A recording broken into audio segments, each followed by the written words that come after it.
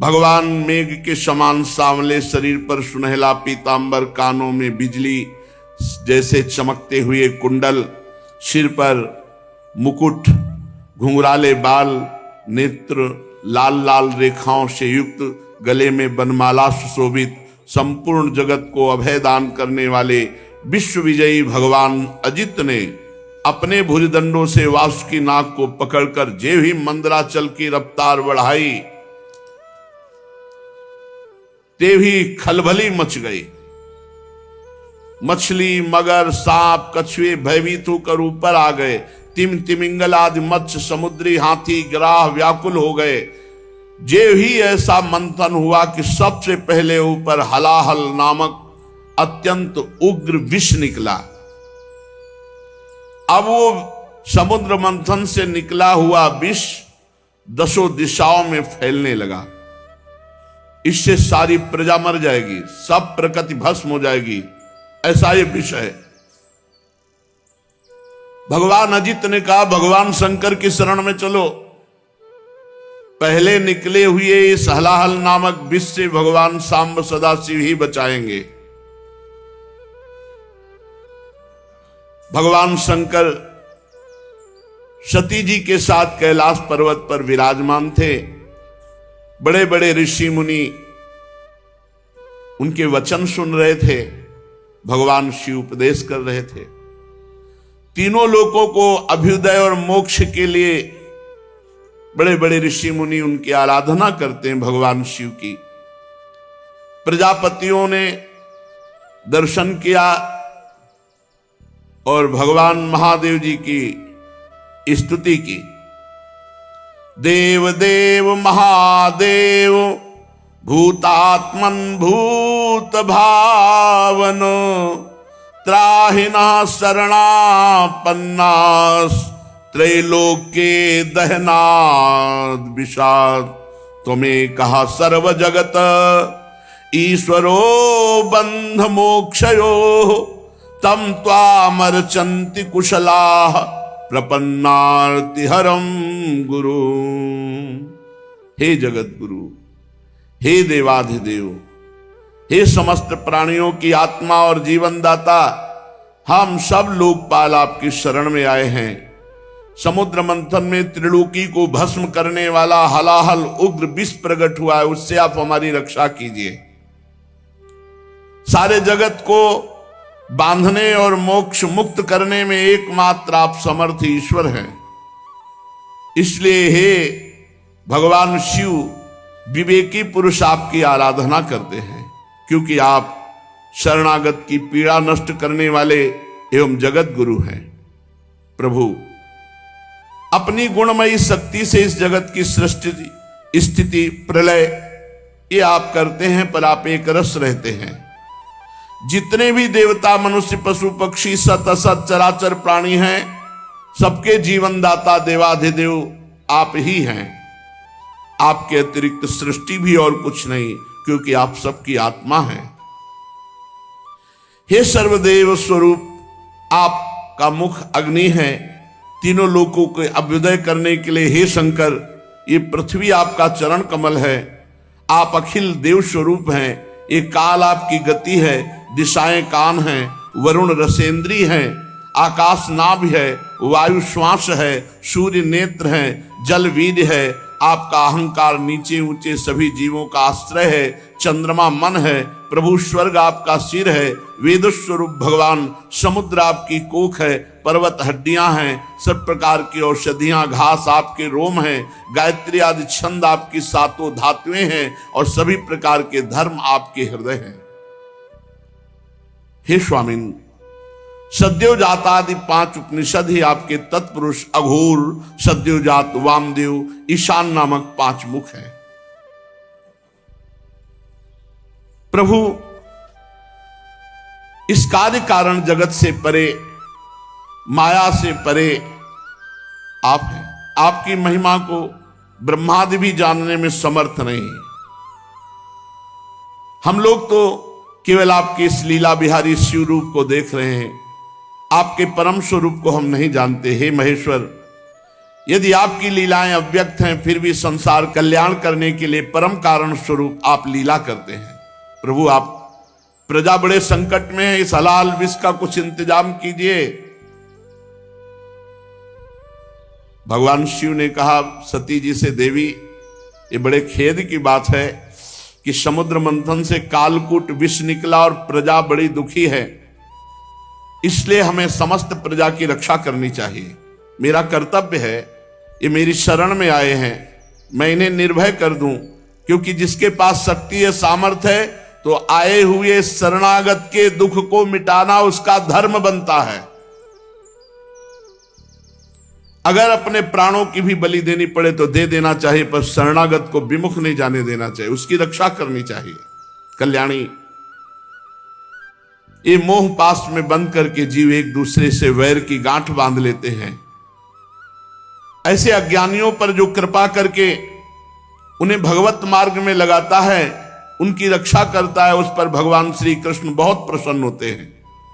और जब भगवान श्री कृष्ण प्रसन्न हो जाते हैं तो मैं, ब्रह्मा, चराचर जगत उसके ऊपर प्रसन्न हो जाता है। जहां पर कृपा राम की हुई, ता पर कृपा करे सब कोई।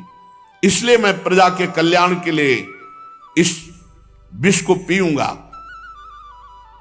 विश्व के जीवन दाता देवाधिदेव महादेव भगवान शंकर इस प्रकार सती देवी से कहकर विष को लेने के लिए तैयार हो गए। माताजी बड़ी कृपालु हैं और जानती भगवान शिव के प्रभाव को। उन्होंने अनुमोदन किया, हां प्रभु, ऐसा ही करना चाहिए। भगवान शंकर ऐसे करके आकर्षण किया और पूरे समुद्र मंथन से निकले हुए विष को अपने हाथ में ले लिया और उसको पी गए। पीकर हृदय में नहीं जाने दिया, यही गले में रोक लिया। पूरा श्याम गौरवर्ण का गला, पूरा श्याम वर्ण का, इसीलिए भगवान का एक नाम पड़ा नीलकंठ। भगवान शंकर का वो भूषण हो गया नीलकंठ। देवादिदेव भगवान शंकर सबकी कामना पूर्ण करने वाले हैं। उनका एक कल्याणकारी अद्भुत कर्म सुनकर दक्ष कन्या सती, ब्रह्मा जी, भगवान श्री हरि बहुत उनकी स्तुति की, प्रशंसा की। जब भगवान शंकर विष पान कर रहे थे तो 1-2 बूंद विष टपक गया। उसी से जितने भी विषैले जीव जंतु, विषैली औषधियां हैं, वो सब हैं। 1-2 बूंद टपक गया, उससे हैं। पूरी सृष्टि में इतना विष है, वो 1-2 बूंद से अगर पूरा विष तो भस्म कर देता त्रिलोकी को। महादेव जी गले में आज भी रोके हुए हैं। भगवान शंकर ने विष पी लिया, अब तो समस्या का समाधान हो गया। देवता और असुर बड़ी प्रसन्नता से समुद्र मंथन करने लगे। फिर समुद्र मंथन से कामधेनु प्रकट हुई। कामधेनु समस्त कामनाओं को पूर्ण करने वाली है। भगवान इशारा जिसे देते वही उसे स्वीकार करता। भगवान ने देवताओं को इशारा किया, कामधेनु देवताओं ने ले ली, जो ऋषियों के अग्निहोत्र के काम में आएगी। ब्रह्मलोक तक यज्ञ के उपयोगी पवित्र घी, दूध आदि पहुंचाने के लिए ब्रह्मवादी ऋषियों को देवताओं ने कामधेनु प्रदान की। इसके बाद उच्चैश्रवा नामक घोड़ा निकला। उसे महाराज दैत्याधिपति बलि जी को दिया गया। वो चंद्रमा के समान श्वेत वर्ण का। इंद्र ललचात हो गए, पर भगवान ने रोक दिया। महाराज बलि को उच्चैश्रवा मिला। तदनंतर थोड़ी ही देर बाद समुद्र मंथन के ऐरावत नामक हाथी निकला। बड़े बड़े 4 दांत, उज्जवल गोरे वर्ण का, कैलाश के समान। देवराज इंद्र को दिया गया ऐरावत हाथी। फिर कौस्तुभ मणि समुद्र मंथन से निकली। देवता और दैत्य दोनों ने मिलकर वो मणि भगवान श्री हरि को पहनाई, जो वक्षा स्थल में कौस्तुभ मणि विराजमान है, वो समुद्र मंथन से प्रकट हुई। इसके बाद स्वर्गलोक की शोभा बढ़ाने वाला कल्प वृक्ष वो देवताओं ने ले लिया। ये कल्प वृक्ष जो कामना करे वो पूर्ण कर देता है। इसके बाद अप्सराएं प्रकट हुई, जो सुंदर वस्त्रों से सुसज्जित, गले में स्वर्णहार पहरे हुए रंभा आदि, अपनी मनोहर मुस्कान, चाल विलास भरी चितवन से देवताओं के भी चित्त को चुराने वाली वो देवताओं को दी गई। अप्सराएं देवताओं को दी गई, कल्पवृक्ष देवलोक में। इसके बाद शोभा की मूर्ति स्वयं भगवती लक्ष्मी देवी प्रकट हुई समुद्र से। ये भगवान की नित्य शक्ति है। जे भी वे प्रकट हुई तो बिजली किसी कांति छा गई, दसों दिशाएं चकाचौंध हो गई। ऐसा सौंदर्य, ऐसा उदार स्वरूप, ऐसा रूप रंग कोई भी नहीं था जो ये ना चाहता हो कि लक्ष्मी जी हमें मिले। आज भी सभी चाहते हैं लक्ष्मी जी हमें मिले। देवता, असुर, मनुष्य, कोई भी ऐसा नहीं था जिसके हृदय में ये चाह ना आ गई हो कि लक्ष्मी जी हमें मिले। तत्काल इंद्र अपने हाथों से उनके बैठने के लिए विचित्र सिंहासन ले आए। श्रेष्ठ नदियों ने मूर्तिमान होकर के अभिषेक के लिए सोने के घड़ों में भर भर कर पवित्र जल ला दिया। पृथ्वी ने अभिषेक के योग्य सब औषधियां दी। गौओं ने पंचगव्य और बसंत ऋतु ने चैत्र वैशाख में होने वाले सब फूल फल उपस्थित कर दिए। इन सामग्रियों से ऋषियों ने विधि पूर्वक लक्ष्मी जी का अभिषेक किया। गंधर्व गान कर रहे हैं, अप्सराएं नृत्य कर रही हैं, बादल सदे होकर मृदंग, डमरू, ढोल, नगारे, नरसिंगे, शंख, वेणु, वीणा ये जोर जोर से वाद्य बजा रहे हैं। भगवती लक्ष्मी देवी का अभिषेक हुआ और सुंदर पोशाक धारण की हुई सिंहासन पर विराजमान हैं। दिग्गज कलशों से उनका स्नान करा रहे हैं। वेद में ब्राह्मण वेद मंत्र पढ़ रहे हैं। समुद्र ने पीले रेशमी वस्त्र उनको पहनने के लिए दिया। वरुण ने वैजंती माला समर्पित की। प्रजापति विश्वकर्मा ने भांति भांति के गहने दिए। सरस्वती जी ने मोतियों का हार, ब्रह्मा जी ने कमल, नाग ने 2 कुंडल अर्पित किए। इसके बाद लक्ष्मी जी कमलों की माला लेकर किसके गले में डाले चली। लक्ष्मी जी के मुख की ओर देखकर जब वो मंद मंद मुस्कुराती हुई चल रही थी, उनकी पायजेब बज रही थी, कोई ऐसा नहीं था जो ललचा न गया हो लक्ष्मी जी हमें मिले। पर वो चाहती थी जो हमें चाहे ना उसको हम वरण करें। निर्दोष हो, जिसके हृदय में चाह ना हो, उत्तम गुणों से नित्य युक्त हो, उसे मैं अपना आश्रय बनाऊंगी। लक्ष्मी जी ने देखा गंधर्व, यक्ष, असुर, सिद्ध, चारण, देवता सब चाह कर रहे हैं। किसी को शर्त है, जो चाह ना करता हो, निर्दोष हो, अविनाशी हो, नित्य हो, ये सब भगवान में है। वे मन ही मन तपस्वियों की तरफ देखकर कहा, इन्होंने क्रोध पर विजय नहीं प्राप्त किया। ज्ञान तो है परंतु अनासक्त नहीं है।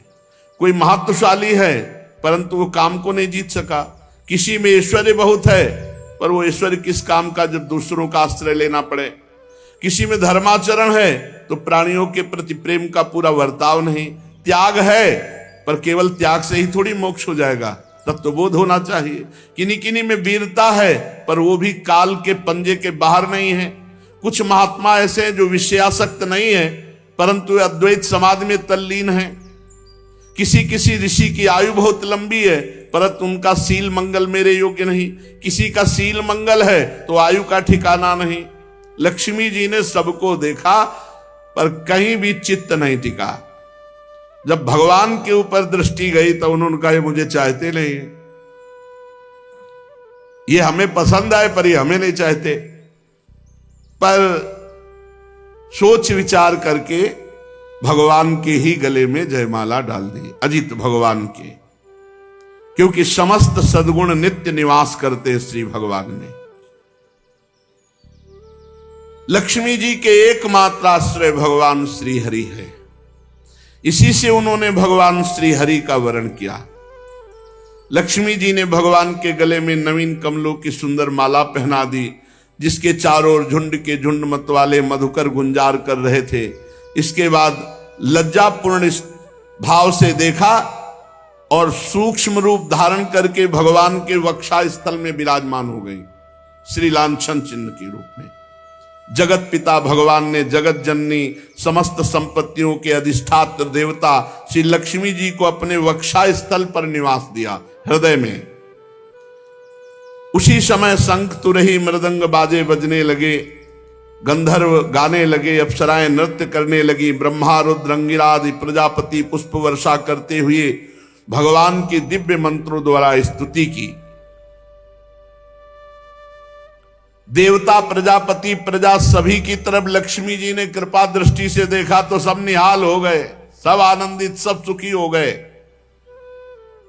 पर लक्ष्मी जी ने दैत्य और दानवों की उपेक्षा कर दी, तब वो बहुत उत्साहहीन हो गए और लोभी हो गए। भगवान ने समुद्र मंथन करवाया तो अब निकली बहुत ही सुंदर वारुणी देवी। भगवान ने इशारा किया देवताओं को, तो दैत्य एकदम लुभायमान हो गए सुंदर रूप देख के। तो वारुणी देवी दैत्यों के, ये शराब मदिरा ये राक्षसों के लिए है, इसलिए मना किया जाता है। तदनंतर देवता और असुरों ने अमृत की इच्छा से समुद्र मंथन किया तो चंद्रमा प्रकट हुए देवताओं में से, चंद्रमा में। फिर समुद्र मंथन हुआ, शारंग धनुष प्रकट हुआ। फिर समुद्र मंथन हुआ, पांचजन्य शंख। तो शारंग धनुष, पांचजन्य शंख ये श्री हरि ने स्वीकार किया। अब जब समुद्र मंथन अमृत के लिए हुआ तो अजान बाहु, लंबी लंबी भुजाएं जिनकी, गला शंख के समान उतार चढ़ाव वाला, आंखों में लालिमा, शरीर का रंग बड़ा सुंदर श्यामला, गले में माला और सब प्रकार आभूषणों से सुसज्जित, चौड़ी छाती, ऐसे भगवान प्रकट हुए धन्वंतरी जी। भगवान का एक अवतार धन्वंतरी अवतार है और उनके हाथों में कंगन और भरा हुआ अमृत का कलश, ये 14 रत्न निकले। कालकूट, कामधेनु, इरावत हाथी, उच्चश्रवा घोड़ा, कौस्तुभमणि, कल्पवृक्ष, रंभादि अप्सरा, महालक्ष्मी, वारुणी, मदिरा, चंद्रमा, शारंग धनुष, पांचजन्य शंख, धन्वंतरी और अमृत, ये समुद्र मंथन से 14 रत्न प्रकट हुए।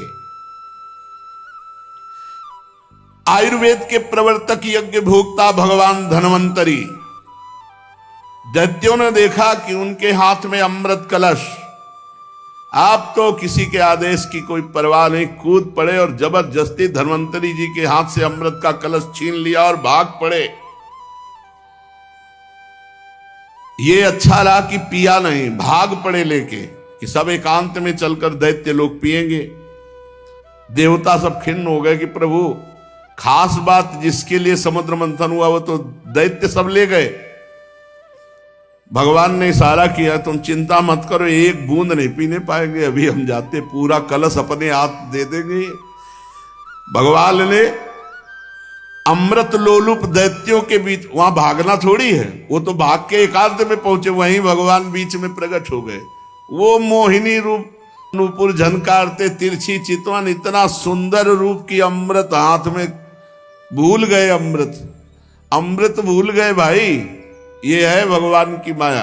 और जिधर भगवान देखे तो मुस्कुरा के ऐसे मानो कि अब तो जन्म जन्म से हमारा इनका रिश्ता है, ऐसे भगवान मोहिनी रूप, छमछमाते हुए कभी इधर कभी उधर, और ऐसा नवकिशोर रूप। उस सुंदरी स्त्री को देखकर सोचने लगे कि अब तो सौभाग्य ही सौभाग्य हमारे उदय हो रहे। कितनी सुंदर ये स्त्री है, हमको प्यार करती, और जो दैत्य देखे भगवान मुस्कुरा कर उस भगवान मोहित करना चाहे तो महादेव मोहित हो गए, दैत्य क्या है। अब तो सब के सब दैत्य भूल गए अमृत को और डांट होड़ लग गई मोहिनी जी के लिए।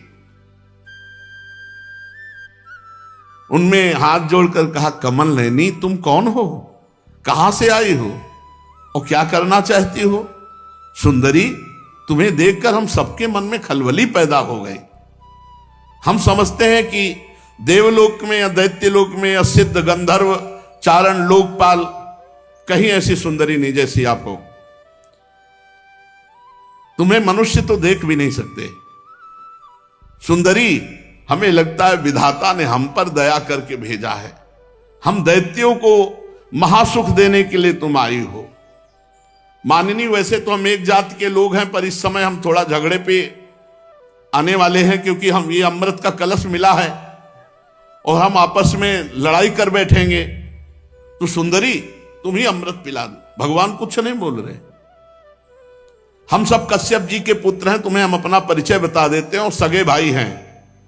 ये देवता लोग और हम दोनों के पिता एक ही हैं, कश्यप।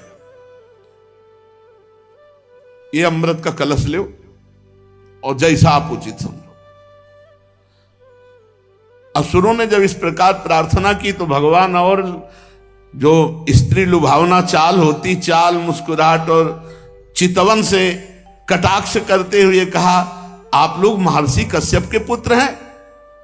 पहले साफ बता दिया, हाँ कि हमारे ऊपर दोष मत लगा, हम पहले बता रहे। आप लोग अमृत के बांटने का न्याय भार हमारे ऊपर डाल रहे हैं। अरे विवेकी पुरुष उल्टा स्वेच्छाचारणी स्त्रियों पर कभी विश्वास नहीं करते। तुम्हें और भगवान ये कहते हुए और मुस्कुरा रहे हैं। उनको लग रहा है कि मजाक कर रहे हैं। और भगवान सत्य बोलते, त्रिकाल सत्य, कि ये रूप हमने धारण ही इसीलिए किया है। मैं किसी की नहीं हूं, ना आज तक हमको कोई पकड़ पाया और ना कोई पकड़ पाएगा मोहिनी रूप में। भगवान और हंसकर तिरछी कटाक्ष मार करके, कैसा भगवान स्पष्ट वर्णन कर रहे हैं कि फसला मत हमारे पे। परीक्षित जी मोहिनी जी की ये बात सुनकर दैत्यों के मन में आया कि मजाक कर रही है हमसे। उन्होंने हंस करके कहा कि देखो तुम कोई भी हो, ये ले अमृत कलश। कलश लिया और तिरछी मुस्कान से भगवान ने मुस्कुराते हुए मीठी वाणी में कहा, देखो यदि इतना विश्वास करते हो तो मैं उचित करूं या अनुचित बीच में टोकना नहीं। स्वीकार है? और मुस्कुरा दिया, बोले स्वीकार। बस बोले अमृत बांट दे ले दो, फिर देख पाओगे कि क्या स्वीकार किया है। बड़े बड़े दैत्य कुछ जहां शंका में होते कि यार पूरा अमृत उसके हाथ में दे दिया, तो मोहिनी जी उधर ही देखती तो फिर वैसे मंत्रमुग्ध होके रह जाता। मंत्रमुग्ध होके दैत्य रह जा। अरे महाराज भगवान हैं, भगवान, उनकी माया ऐसी प्रबल है, देख लो। लोक लोकांतर फिर वो स्वयं मोहिनी रूप धारण किए। दैत्यों बड़ी बारीकी से मेरी बात समझो।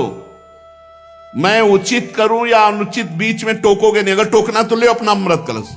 नहीं नहीं नहीं, और मुस्कुराते जा रहे हैं। मुस्कुराहट भगवान की माया का प्रादुर्भाव हुआ है। मुस्कुराहट से सब दैत्यों ने कह दिया स्वीकार है। भगवान ने कहा हम भी स्वीकृत हैं, आपकी हैं। इसका कारण दैत्य मोहिनी स्वरूप के मूल को नहीं समझ पा रहे और देवता जान रहे, इसलिए मोहित नहीं हो रहे। एक भी देवता मोहित नहीं हुआ मोहिनी रूप में, क्योंकि जान रहे हमारे भगवान है। तो देखो अमृत ऐसे नहीं मिलता।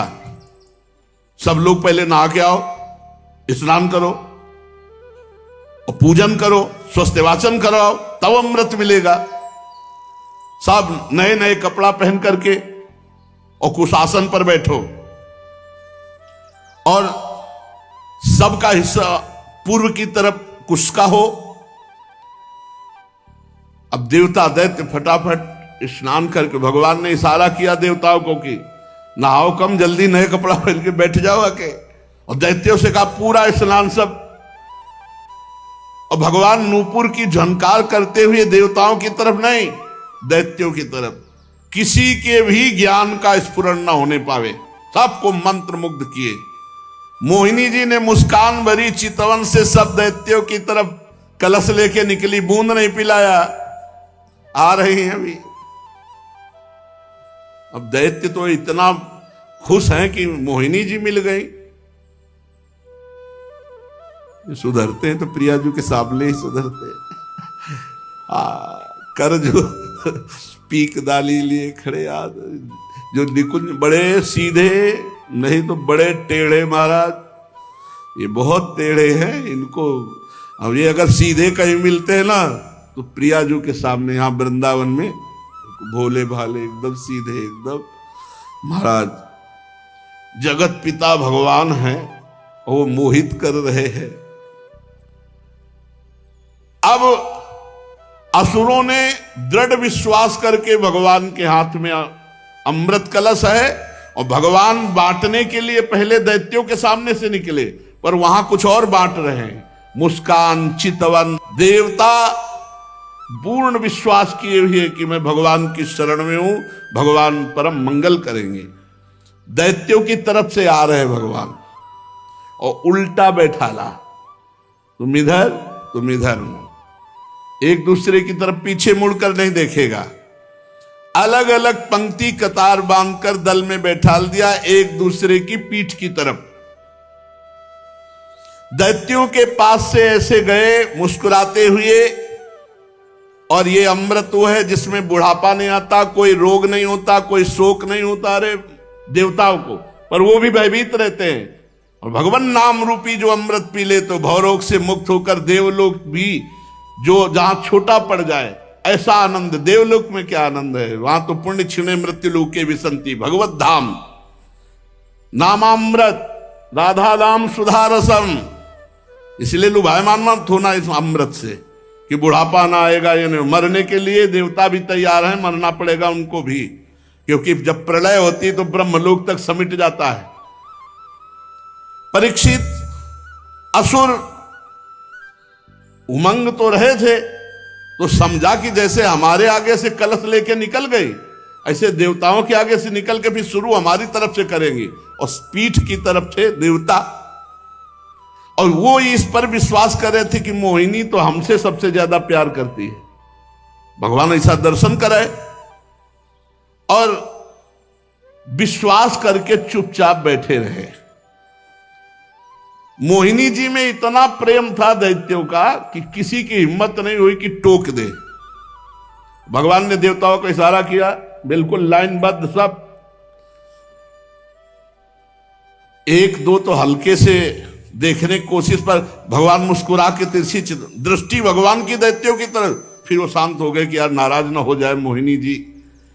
अब मोहिनी जी सबको अपने नेत्रों की दृष्टि में बांधे हुए और देवताओं को अमृत पिलाते चले जा रहे हैं।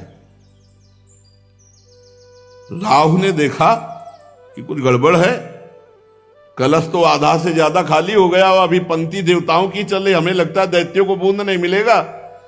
तत्काल चंद्रमा और सूर्य के बीच में, वो तो पीठे घुमानी थी, तत्काल घुमाया और अमृत बटी रात। और भगवान बांटने की तरफ नहीं देख रहे थे, दैत्यों की तरफ देख रहे थे।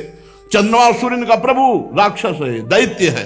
भगवान ने तुरंत सुदर्शन चक्र के द्वारा तो केवल ऊपर का अमृत केवल गले तक पहुंच पाया था। आज भी चंद्र ग्रहण और सूर्य ग्रहण उसी से पड़ता है। भगवान ने सुदर्शन चक्र से उसका सिर काट दिया। अमृत का संसर्ग गले से होने से आज भी वो अमर है राहु, परंतु उसका जो धड़ है वो नीचे गिर गया।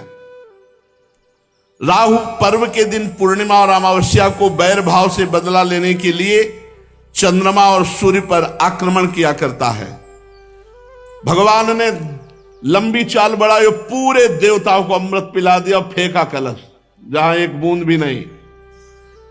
अब समस्त दैत्यों के सामने